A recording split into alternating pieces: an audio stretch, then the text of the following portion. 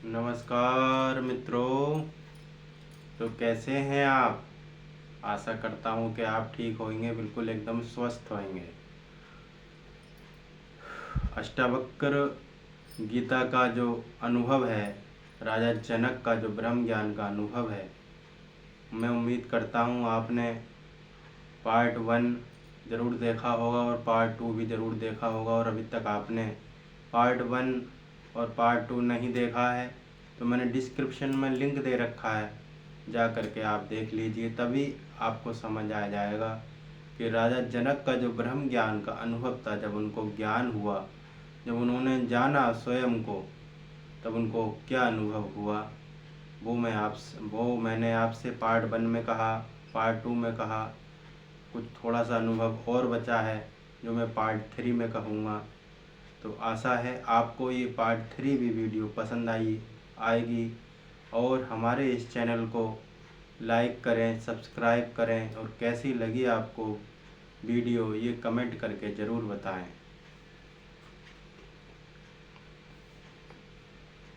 जनक जी कहते हैं कि तत्व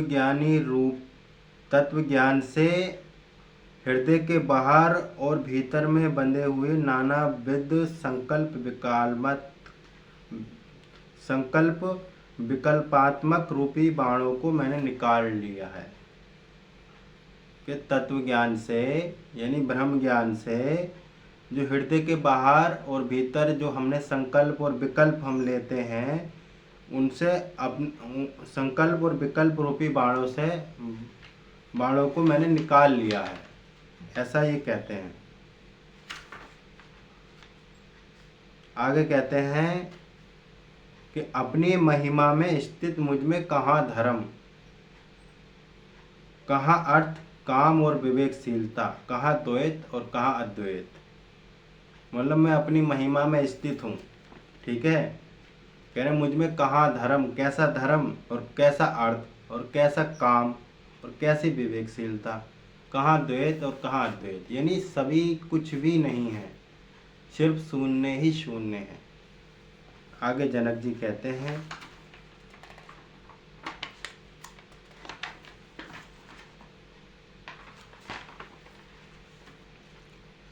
अपनी महिमा में स्थित नित्य मुझ में कहाँ भूत, कहाँ भविष्य, कहाँ वर्तमान और कहाँ देश, और कहाँ देश काल से परे हूँ मैं। मतलब इस तरीके से अपनी महिमा में स्थित हूँ मैं, तो मुझ में कहाँ भूत, भूत का मतलब कहते हैं जो गुजर चुका, कहाँ भविष्य जो आने वाला है, और कहाँ वर्तमान जो चल रहा है, और कहाँ देश काल से परे हूँ मैं। यानी हर स्थिति से परे हूँ, ना भूत में हूँ, ना भविष्य में हूँ, ना प्रेजेंट में हूँ, मतलब हर चीज़ से परे हूँ। इस तरीके से उनको जो है अनुभव हो रहा है। आगे अपने अनुभव में बताते हुए कहते हैं कि अपनी महिमा में स्थित मुझ में कहाँ आत्मा और कहाँ अनात्मा, कहाँ शुभ कहाँ अशुभ, कहाँ चिंता और कहाँ अचिंता, अर्थात मैं तो इन सब से परे हूँ, मुझ में ये कहाँ। इस श्लोक में इनके कहने का मतलब है कि मैं इस तरीके से अपनी महिमा में स्थित हूँ, मुझ में कहाँ आत्मा और कहाँ अनात्मा, मतलब ना तो आत्मा है ना अनात्मा। अनात्मा कहते हैं आत्मा ना होना। कहाँ शुभ और कहाँ अशुभ, शुभ अशुभ भी नहीं है, कहाँ चिंता और कहाँ चिंता, ठीक है। अर्थात मैं तो इन सब से परे हूँ, मुझ में ये कहाँ। आगे अपना अनुभव बताते हैं कि अपनी महिमा में स्थित मुझ में कहाँ स्वप्न, कहाँ सुषुप्ति, कहाँ जागृत अवस्था और कहाँ तुरीय अवस्था, मुझ में कहाँ भय, इनमें से कुछ भी तो नहीं। एक भक्त के जीवन में तुरीय अवस्था जो है सबसे महत्वपूर्ण बात होती है, महत्वपूर्ण पद होता है, तुरीय अवस्था में पहुंच जाता है। तो इसमें इस बात का जिक्र कर रहे हैं कि मुझ में कहाँ स्वप्न, ठीक है, कहाँ सुषुप्ति, कहाँ जागृत अवस्था और कहाँ तुरीय अवस्था, ये सब एक भक्त की अवस्थाओं के नाम है। कह रहे मैं इनमें से कुछ भी नहीं हूँ, मैं इनमें से कुछ भी तो नहीं हूँ, मैं तो शून्य हूँ।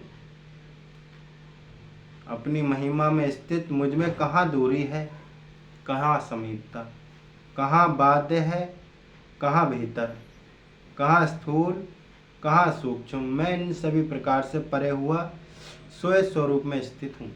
इस श्लोक में समझा रहे हैं कि इस तरीके से मैं अपनी महिमा में स्थित हूँ कि कहाँ दूरी, मतलब कोई दूरी नहीं है, और कहाँ समीपता, समीपता कहते हैं पास, ऐसा कोई पास भी नहीं है, न पास है न दूर हूँ मैं।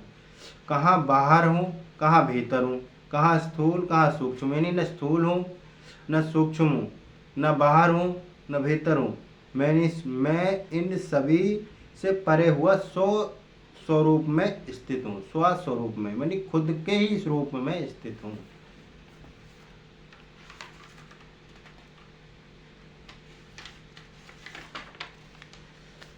मुझ अपनी महिमा में स्थिति में कहाँ मृत्यु, कहाँ जीवन। ठीक है, इस तरीके से बता रहे हैं कि कहाँ मृत्यु, कहाँ जीवन, कहाँ भू आदि 14 लोक, और कहाँ उन लोकों में किया जाने वाला सांसारिक व्यवहार, कहाँ लय और कहाँ समाधि। इसको जिक्र करते हुए कहते हैं जनक जी कि मैं इस तरीके से अपनी महिमा में स्थित हूँ, मेरी कहाँ मृत्यु और कहाँ जीवन, मतलब न मृत्यु है न जीवन है। कहाँ भू आदि 14 लोक, जो 14 लोक बताते हैं, उस तरीके से न 14 लोक हैं, ठीक है, और ना उन लोकों में किया जाने वाला सांसारिक व्यवहार, कहाँ लय और कहाँ समाधि। ठीक है, लय कहते हैं जो विलय हो जाता है, और कहाँ समाधि। ठीक है, कहाँ समाधि लगती, कुछ भी तो नहीं है। आगे कहते हैं कि आत्मा में विश्राम पाए मुझ में 3 पुरुषार्थों की कथा से क्या। आत्मा में विश्राम पाए मुझ में 3 पुरुषार्थों की कथा से क्या, योग की कथा से क्या, ज्ञान विज्ञान की कथा से क्या, अर्थात इन सभी से मुझसे कोई प्रयोजन नहीं। मतलब ये कहना चाह रहे हैं कि जो आत्मा में स्वयं अपनी आत्मा में विश्राम पा गए, ठीक है, उन 3 पुरुषार्थों की कथा से क्या, मतलब ऐसे ऐसे जो पुरुषार्थ करते हैं स्वयं में ही विश्राम पा जाते हैं, जैसे जनक जी हैं, इन जैसे ही अगर 2-3 और हों, वो उनकी कथा से, उनकी कथा कहें तो कह रहे उनसे भी क्या है, उनसे भी कुछ नहीं होगा। योग की कथा से क्या, योग की कथा सुनाने से भी कुछ नहीं होगा। ज्ञान विज्ञान की कथा से क्या, ज्ञान विज्ञान की कथा से भी कुछ नहीं होगा। अर्थात इन सभी से मुझे कोई प्रयोजन नहीं, मतलब मेरा कोई मतलब नहीं। आगे अपना अनुभव बताते हुए कह रहे हैं कि मुझ निर्दोष स्वरूप में कहाँ 5 महाभूत आदि। ठीक है, ये कह रहे हैं मेरा स्वरूप जो निर्दोष है, कहाँ पंच महाभूत आदि, मतलब 5 तत्व के बारे में जिक्र कर रहे हैं कि पृथ्वी जल अग्नि वायु आकाश। कह रहे हैं मुझ निर्दोष स्वरूप में कहाँ 5 महाभूत आदि, कहाँ शरीर, मतलब कहाँ मेरा शरीर है, कुछ नहीं है शरीर, कहाँ इंद्रियां ना इंद्रियां हैं, कहाँ मन है ना मन है, कहाँ शून्यता, मतलब शून्य को भी नकार दिया इन्होंने, कहाँ शून्य न शून्य हूँ, कहाँ निराशा, ना निराश हूँ, अर्थात कहीं कुछ भी नहीं है, ऐसा ये कह रहे हैं। आगे अपने अनुभव को बताते हुए कहते हैं कि जिनके समस्त द्वंद्व समाप्त हो गए, ऐसा मुझ में कहाँ शास्त्र, कहाँ आत्मज्ञान, कहाँ विषयों से परे मन, कहाँ तृप्ति, कहाँ विषयों की इच्छा का अभाव, अर्थात कुछ भी तो नहीं है। अपना अनुभव बताते हुए कह रहे हैं कि जिनके समस्त द्वंद्व समाप्त हो गए। द्वंद्व का मतलब सारे जो वो थे, भेद थे मन के, वो सब समाप्त हो गए, भ्रम थे वो समाप्त हो गए। ऐसे मुझ में कहाँ शास्त्र, ना तो मुझ में कोई शास्त्र बचे, कहाँ आत्मज्ञान, ना कोई आत्मज्ञान जैसा कुछ है, कहाँ विषयों से परे मन, ऐसा भी नहीं है, कहाँ तृप्ति, इन्हीं में तृप्त हो गया, ऐसा भी नहीं है, कहाँ विषयों की इच्छा का अभाव, मतलब जो विषय होते हैं उनकी इच्छा का अभाव, मतलब जो विषय की इच्छा का अभाव, यानी कि विषय की इच्छा का ना होना, अर्थात कुछ भी तो नहीं है। फिर आगे कहते हैं की कहाँ नाम रूपात्मकता, मेरे स्वरूप की कहाँ नाम रूपात्मकता, उसमें कहाँ विद्या है कहाँ अविद्या। ठीक है, मेरा जो स्वरूप है उसकी नाम रूपात्मक का कहाँ है, कुछ भी नहीं है, न नाम है न रूप है। उसमें कहाँ विद्या है कहाँ अविद्या, ना उसमें विद्या जैसा कुछ है ना अविद्या जैसा कुछ है। कहाँ मैं हूँ, मतलब ये भी नहीं है, ये भी नहीं एहसास हो रहा है कहाँ मैं हूँ ये, और कहाँ ये और ये मेरापन, ऐसा भी नहीं है कि कहाँ ये और ये मेरापन, इस तरीके के लिए बताने के लिए भी कुछ नहीं है। कहाँ बंधन है और कहाँ मोक्ष, ना तो बंधन है और ना ही मोक्ष है, इस तरीके का उनको अनुभव हुआ। कहने का तात्पर्य इसमें कि कुछ भी नहीं है, XYZ कुछ भी नहीं है। जिसके लिए कृत अकृत, आगे कहते हैं जिसके लिए कृत अकृत, यानी कृत का मतलब होता है करने के लिए कार्य, और अकृत का मतलब होता है जो उसको ना करने के लिए बोला जाता है। अकृत यानी कुछ ना करने हो, जिसके लिए कुछ करने के लिए और ना कुछ करने के लिए, धर्म अधर्म कुछ भी शेष नहीं रहेगा, यानी ना धर्म का कोई काम शेष रह गया ना अधर्म का कोई काम शेष रह गया। ऐसे महापुरुष के लिए कहाँ प्रारब्ध कर्म, प्रारब्ध कर्म बोलते हैं जो हमने पीछे करे, इस जन्म में या पिछले जन्म में जो कर्म करे वो प्रारब्ध कर्म बनते हैं। कह रहे हैं ऐसे महापुरुष के लिए कहाँ प्रारब्ध कर्म, यानी कुछ भी नहीं। कहाँ जीवन मुक्ति, जीवन मुक्ति भी नहीं। कहाँ विधेय केवल्य, अर्थात ये सभी सब शब्द निरर्थक हैं। कहने का मतलब ये है कि ब्रह्म ज्ञान जब होता है, जब उस अवस्था को शब्दों में जो है कहा नहीं जा सकता, क्योंकि शब्द है ही नहीं। भले भाई हिंदी वर्णमाला के 52 अक्षर होते हैं, लेकिन उस 52 वर्णमाला में वो अक्षर ही नहीं है जिससे हम उस अवस्था को कह सकें। वो समझ लो एक प्रकार से अलग ही अनुभव होता है। अब आगे कहते हैं मुझ सदैव स्वभाव रहित में कहाँ कर्तापन तथा कहाँ भोक्तापन। ठीक है, ये कह रहे हैं स्वभाव रहित, मतलब ना तो स्वभाव है, स्वभाव से रहित मैं कहाँ कर्तापन, ना मेरे में कर्तापन है ना भोक्तापन है, ना मैं कुछ करता हूँ ना कुछ भोगता हूँ। कहाँ निष्क्रियता, मतलब ऐसा भी नहीं है जो मैं निष्क्रिय हो गया। निष्क्रिय का मतलब होता है कोई काम नहीं करने वाला, ठीक है, कोई क्रिया नहीं उसमें। तो कह रहे हैं कहाँ निष्क्रियता और कहाँ क्रियाशीलता। आगे कहते हैं जो कार्य करा जाता है करने वाला, कहाँ क्रियाशीलता, और कहाँ प्रत्यक्ष ज्ञान फल रूप विषयकार चेतन। ठीक है, कह रहे हैं ना मैं विषयकार हूँ ना मैं चेतन हूँ। आगे कहते हैं कि मुझ अदेश स्वरूप में कहाँ संसार। ठीक है, मुझ अदेश स्वरूप में कहाँ संसार, कहाँ मोक्ष की इच्छा, कहाँ योगी, कहाँ ज्ञानवान, कहाँ बंधन और कहाँ मुक्ति। मुझ अदेश संसार में कहाँ संसार, मुझ अदेश स्वरूप में कहाँ संसार, कहाँ मोक्ष की इच्छा, कहाँ योगी, कहाँ ज्ञानवान, कहाँ बंधन और कहाँ मुक्ति। अद्वैत में इनमें से कुछ भी नहीं होता, ये सभी तो अद्वैत में होते हैं। ठीक है, कह रहे हैं ना मुक्ति है ना बंधन है, कहाँ ना ज्ञानवान हूँ और ना योगी हूँ, ना मोक्ष की इच्छा है, ना मेरे स्वरूप में कहीं संसार है। ठीक है, ये सभी अद्वैत में इनमें से कुछ नहीं होता।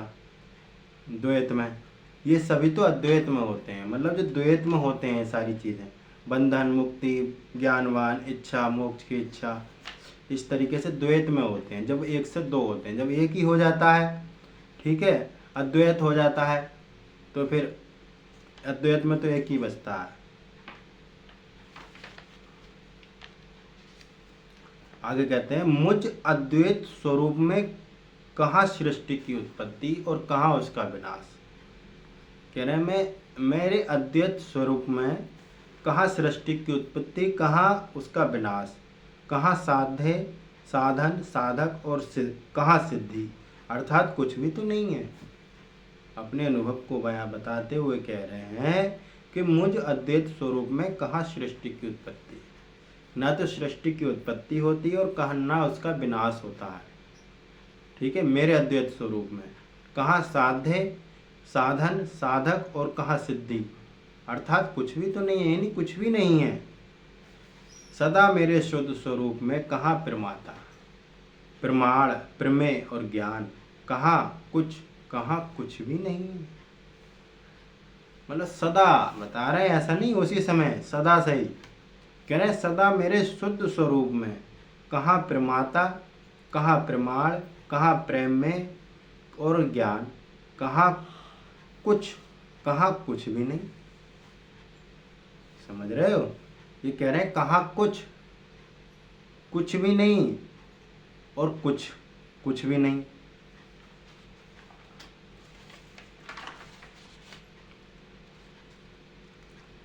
मतलब ये कहना चाह रहे हैं कहाँ कुछ भी नहीं, मतलब मैं जो इतनी देर से जिक्र कर रहा था कुछ भी नहीं, कह रहे कुछ भी नहीं। अब कहने में दोनों की भाषा एक सी लग रही है, कह रहे कुछ भी नहीं कह सकते इसको। सब प्रकार से निष्क्रिय मुझ में कहाँ विक्षेप, ठीक है, कहाँ एकाग्रता, कहाँ अज्ञानता, कहाँ अविवेकशीलता, कहाँ हर्ष और कहाँ विषाद। ये द्वैत के भाव तो क्रियाशील में होते हैं और क्रियाशील अहम बुद्धि युक्त होता है। ठीक है, अब इसमें समझाते हुए कह रहे हैं कि सर्व प्रकार से निष्क्रिय मुझ में कहाँ विक्षेप, मतलब मैं सब प्रकार से निष्क्रिय हूँ, मुझ में कहाँ विक्षेप, ठीक है, कहाँ एकाग्रता, ना विक्षेप है ना एकाग्रता, ना अज्ञानता है ना अविवेकशीलता है। अविवेक मतलब एक तो विवेक कहते हैं विवेक से काम लेता है, एक उसके उल्टे अविवेकशीलता, कहाँ हर्ष, ना खुशी है ना विषाद, विषाद यानी दुख है। कह रहे हैं ये जो भाव है ये द्वैत के भाव से क्रियाशील में होते हैं। जब हम द्वैत में होते हैं तब ये भाव प्रकट होते हैं और क्रियाशील अहम बुद्धि युक्त होता है। और कहते हैं क्रियाशील व्यक्ति अहम यानी अहंकार बुद्धि युक्त होता है, अहंकार के बस में होता है। फिर आगे कहते हैं सदैव निर्मल रूप रहने वाले मुझ में कहाँ संसार का व्यवहारिक रूप और कहाँ पारमार्थिक सत्ता, कहाँ सुख और कहाँ दुख। सदैव निर्मल रूप रहने वाले, अपने आप को बता रहे हैं मैं सदैव निर्मल रूप रहने वाला हूँ, मुझ में कहाँ संसार का व्यवहारिक रूप है और कहाँ परमार्थिक सत्ता है, कहाँ सुख और कहाँ दुख, अर्थात दोनों ही नहीं। आगे कहते हैं कल्याण स्वरूप सभी उपाधियों से परे मुझ में कहाँ उपदेश। कल्याण स्वरूप सभी उपाधियों से परे मतलब मेरे में कोई उपाधि नहीं है, ठीक है। मुझ में कहाँ उपदेश, उपदेश कहते हैं ज्ञान को, मुझ में कहाँ ज्ञान, कहाँ शास्त्र, कहाँ शिष्य और कहाँ गुरु और कहाँ परम पुरुषार्थ रूपी मोक्ष। समझ रहे हो, इसमें कहते हैं कहाँ शास्त्र, ना तो शास्त्र है मुझ में, ना शिष्य है, ना शिष्य हूँ मैं, ना गुरु हूँ, और कहाँ परम पुरुषार्थ रूपी मोक्ष, ना ही मुक्ति है, परम पुरुषार्थ रूपी मुक्ति। ठीक है, कुछ है या कहीं कुछ भी नहीं, अर्थात अभाव रूप है। आगे कहते हैं कि कुछ है या कहीं कुछ भी नहीं है, अर्थात अभाव रूप है। कहाँ एक है और कहाँ दूसरा, अब क्या ज़्यादा कहना, कुछ भी नहीं, इसमें कुछ भी नहीं उठता, अर्थात मेरे चित्त में किसी भी प्रकार की तरंग नहीं उठती। सीधी बात कह दी इन्होंने, मतलब ना तो भाव रूप में कुछ है ना अभाव रूप में कुछ है। ठीक है, मुझ में कहाँ एक है और कहाँ दूसरा, यानी हम गिनती करते हैं ना कि एक है, तो कह रहे हैं ना एक है ना दूसरा, अब क्या ज़्यादा कहना, कुछ भी नहीं, मुझ में कुछ भी नहीं उठता, अर्थात मेरे चित्त में किसी भी प्रकार की तरंग नहीं उठती। सभी उपाधियों से रहित शिव स्वरूप। आगे कहते हैं जनक जी कह रहे हैं सभी उपाधियों से रहित, मतलब मेरे में कोई उपाधि, उपाधि कहते हैं पद प्रतिष्ठा को, वो इस पद पे इस पद पे, या वो ऐसा है, ठीक है। कह रहे मैं किसी उपाधि में नहीं हूँ, सभी उपाधियों से रहित विश्व शिव स्वरूप, ठीक है। मुझ में कहाँ उपदेश और कहाँ शास्त्र, कहाँ शिष्य और कहाँ गुरु। इतना ही नहीं, मेरे लिए पुरुषार्थ भी अर्थहीन है, ठीक है। मतलब मैं सबसे बड़ा हूँ, ये भी मेरे लिए अर्थहीन है, इसका भी कोई मायने नहीं है। बड़ा, क्योंकि बड़ा है तो फिर छोटा भी होगा, तो उन्होंने इस चीज़ को भी नकार दिया, न बड़ा है न छोटा। आगे कहते हैं, अंतिम लाइन में कहते हैं कि अर्थहीन है अथवा नहीं है, एक या दो, एक है या दो, ये कहाँ है आत्मरूप मुझ में, बस इतना ही, इसके आगे कहने का कोई लाभ नहीं। कह रहे हैं एक है या दो, ये कहाँ है आत्मरूप मुझ में, बस इतना ही, इसके आगे कहने का कोई लाभ नहीं। अंतिम सूत्र यह है, यहाँ पहुँचते पहुँचते सारे संबंध, सारी उपाधियाँ, कुछ भी कहना ना कहना रीत सा हो गया, खाली हो गया है। बाहर भीतर जब गुरु शिष्य संबंध ना रहे, यानी गुरु और शिष्य का संबंध भी खत्म हो गए, माया, ईश्वर, जगत, बंधन, मोक्ष और पुरुषार्थ जैसे सार्थक सब निरर्थक हो गए, तो क्या कहा जाए अब, और क्या कहा जाए। कुछ कहने के लिए दिल के किसी कोने में कोई स्फुरणता होनी चाहिए, ठीक है। कोई स्फुरणा नहीं है, इसलिए आस्ति नास्ति और एक दो का भेद भी गल गया। कुल मिलाकर परम विश्रांति की परिपूर्णता की स्थिति जनक की थी, ये अनुभव था। तो जो अनुभव इसमें लिखा है जनक जी का, वो कमाल है। हकीकत में ही ऐसा होता है, जब व्यक्ति मोक्ष को प्राप्त होता है, जीते जी मोक्ष को प्राप्त हो जाता है, उसका उसमें कुछ नहीं बचता, उसको कहने के लिए कुछ नहीं बचता, बताने के लिए कुछ नहीं बचता। क्या बताए वो, उसके पास शब्द ही नहीं है, ऐसा अनुभव होता है। वो बचता ही नहीं, किसके लिए बताए, एक ही तो होता है। यहाँ तो दो का सवाल ही नहीं है, एक को ब्रह्म द्वितीय नास्ति, एक ही ब्रह्म है, दूसरा है ही नहीं। गुरबाणी में भी कहा है कि एक को सिमरो नानका जो जल थल रहा समाए, दूजा काहे सिमरिए जो जम्मे तो मर जाए। कि एक को सिमरो नानका, नानक जी कहते हैं कि एक को सिमरना है, जल थल रहा समाए, हर जगह है, जल में थल में।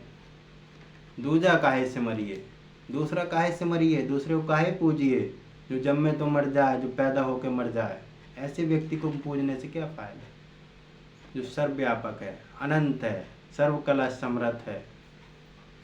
मतलब मैं जो इस शब्द बोल रहा हूँ, ये शब्द भी निरर्थक हैं जो इन्होंने अनुभव बताया। इसका कहने का, शब्दों का कहने का कोई सार नहीं है, क्योंकि ये अनाम है। ये जो परमात्मा है, इसका कोई नाम नहीं है। हम इसको नाम से प्यार से कुछ भी कह लें, अल्लाह कहें, निरंकार कहें, भगवान कहें, गॉड कहें, ईश्वर कहें, इसका तो कोई नाम ही नहीं है। इस पर तो कोई नाम फिट ही नहीं बैठता, इस पर तो कोई नाम फिट ही नहीं बैठता। ये अनादि है, इसका ना अंत है, ना मध्य है, ठीक है, ना इसका एंड है, कुछ नहीं है। न ये दूर है न पास है, इसका इतना गहरा अनुभव होता है जिसको शब्दों में, मेरे पास शब्द नहीं है, मैं बता नहीं सकता। तो आशा है फिर इस परमात्मा के विषय में किसी दूसरी वीडियो में बात करेंगे, इसके गुणों के विषय में। आशा है आपको ये वीडियो पसंद आई होगी। इस वीडियो को लाइक करें, कमेंट करें और शेयर ज़रूर करें। धन्यवाद।